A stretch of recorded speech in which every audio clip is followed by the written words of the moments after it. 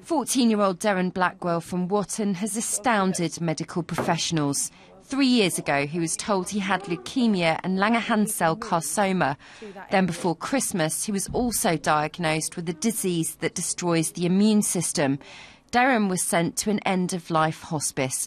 Doctors and his family prepared him for the worst. We had accepted it. We'd all accepted it. I mean, Deryn even asked to go into the room where they lay the bodies.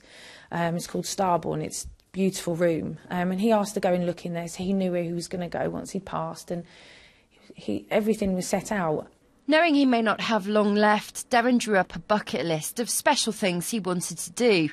He met celebrities, drove in fast cars and tasted cider. He even planned his own funeral. We were going to get the ashes and put some of it in a firework, some of it in a cannon to fire a cannonball somewhere. And then the rest was going to be like chucked off a mountain in Greece.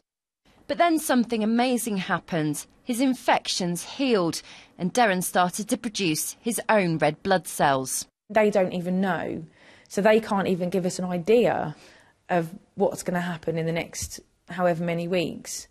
So initially it was very difficult to flip that acceptance that you're going to lose your son and you're not going to see him grow up to all of a sudden, actually, I might.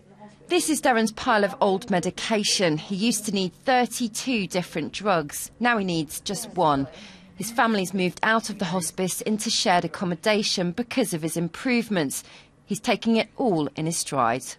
Get things in perspective. Your cough may be the worst thing that's ever happened to you, and you'll whinge about it, but then you see someone else, like me or like anyone else, that's just got it worse. You go, well, they're not really complaining and they've got a lot worse. My cough isn't that bad. Deryn's now training at a gym for the first time to get his fitness up. He's also started school classes. He's not out of the woods yet. Deryn's cancer or leukemia could return, but his family want to set up a charity in his name and they're hoping it could now be his project rather than his legacy. Nikki Fox, BBC Look East.